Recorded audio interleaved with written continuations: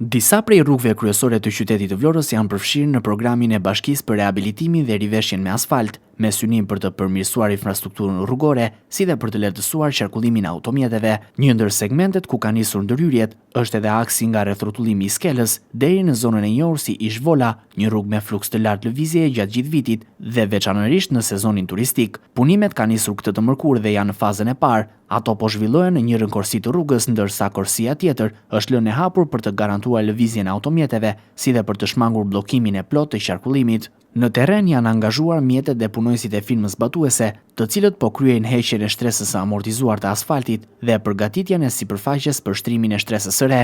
Edhe Bashkia e Vlorës ka reaguar përmes një njoftimi zyrtar, ku informon qytetarët dhe drejtuesit e mjeteve se për shkak të punimeve për riveshjen me asfalt në rrugën Kosova, duke filluar nga kjo e mërkurë, njëri prej akseve do të jetë i bllokuar për qarkullimin, ndërsa aksi tjetër do të funksionojë me 2 kalime.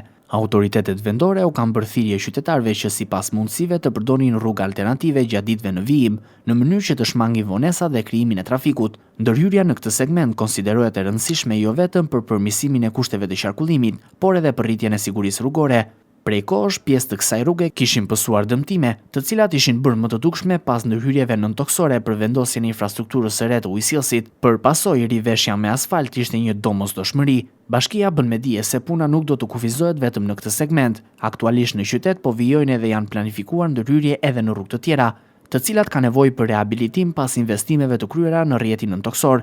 Qëllimi është rikthimi i infrastrukturës me standarde normale, si dhe krijimi i kushteve më të mira për qarkullimin e automjeteve dhe këmbësorëve.